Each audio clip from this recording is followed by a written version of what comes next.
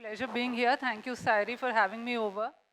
And to hear a room full of people speak about following their passion is simply amazing because that's exactly what I am going to speak to you about today. Uh, so let me tell you a little story about what Dare to Be Conversations is all about. And a part of it is inextricably linked to my own career journey, so I'll have to start somewhere there. As you mentioned in the introduction, I gave up my corporate job of 16 years in the much glamorized media industry to follow my heart. I wanted to write and I wanted to impact other people's journeys by being a life coach, right? Truth be told, when I decided to take that decision, when I took that leap, there were enough and more naysayers who stuck their necks out to tell me that this was one of the most fickle-minded decisions that I was ever taking. And also the timing of the quit, a decade and a half into a corporate job, it brought it dangerously close to being qualified as a mid-career crisis, and that, let me tell you, didn't help matters much. Well, while I continued with my journey of self-discovery, there was one thought that often plagued me, that if there was some literature available, some stories of women available who took similar career leaps, because all of them would have had to face obstacles, right? They would have had to face their own fears, there would be naysayers, there would be financial insecurities, and if they were making their mark in hugely male-dominated industries, and there would be those additional pressures as well. But then, not surprisingly, there wasn't much literature available because as I look back, I think it's only okay that there wasn't much literature available because India ranks a low 70 among 77 countries. I don't think any of you would be surprised by that statistic too much. So that thought made me think of an idea of writing a book which would chronicle the journeys of women who had had a corporate stint, they had given up the corporate stint to follow their heart. They were successful the second time round when they followed their heart, but it wasn't their success that was so important. What was important is that they had faced obstacles and they were not cowered down by any of those obstacles, right? So I approached these 14 hugely inspirational women, and very graciously they agreed to share their career stories. And these 14 women had absolutely different career paths. So they were stand-up comedians, they were musicians. You heard Sonam Kalra in the previous session. She has also been featured in the book. They were startup founders, Zumba dancers, what have you.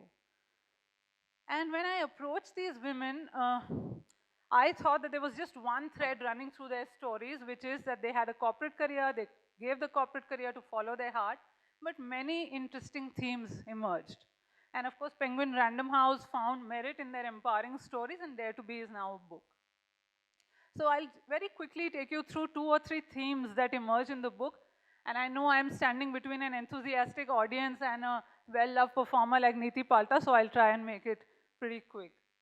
So the first theme, when we asked them, what was the act of taking the leap like, really?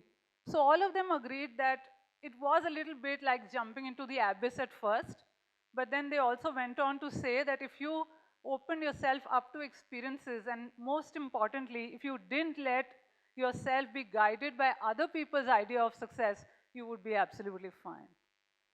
And the second thing, a very potent point that I pose to them is, what about financial insecurities? Because, finances are a very important factor when it comes to career changeover decisions, yeah? So they said it in different words, but all of them had this one thing to say, that when it came to chasing money versus chasing their passion, their experience showed that if they chased their passion, money eventually followed.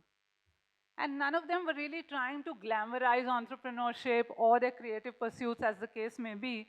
They said it like it was. So they said that if being an entrepreneur is tough, then being a woman entrepreneur is tougher, and being a young woman entrepreneur is tougher still, right? There are many tales that I heard and I was in awe. I was speaking to Kanika Tekriwal, who's one of the women featured in the book. She is the founder of Jet Set Go Aviation Services.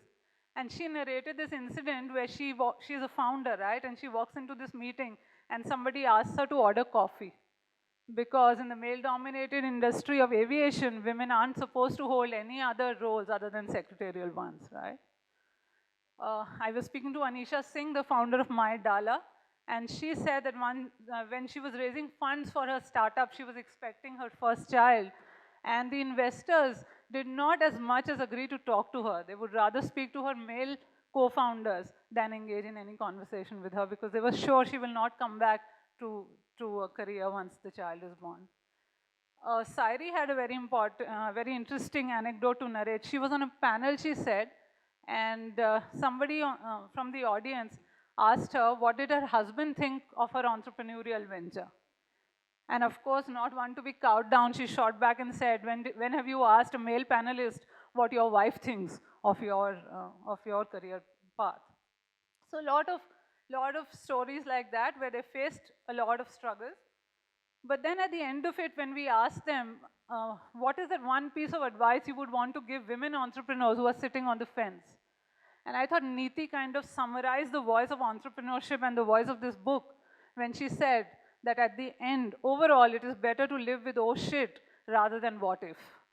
And I thought that kind of really said it all, that there was no scope for regret in your life. Yeah? So I'm fortunate we have 3 women out of the 14 featured in the book, or we had at some point in this room, this Sonam, Sairi and Neeti. In fact, I'll call upon Neeti in a bit to come and share her Dare to Be story, and I would be very privileged if some of you also, after Neeti has spoken, share your own Dare to Be stories, because Dare to Be really isn't just about these 14 women. It is about each one of us, because we are all daring to be in one way or the other every day. Our act of daring may be big, it may be small. We may be daring to be by connecting with our passion. We may be daring to reconnect with our careers after a long gap. The important part is that our stories be told. Because only when we share our own stories will we create an ecosystem that does not thrive on the fear of failure. And I think that's a fairly important point. So with that, I'll call upon Neeti to share her Dare to Be story here. All of you know her, but I'll just trace her career history a little bit. Neeti used to work with JWT as National Creative Director, one of the largest advertising agencies, and she gave up her corporate job to become a stand-up comedian.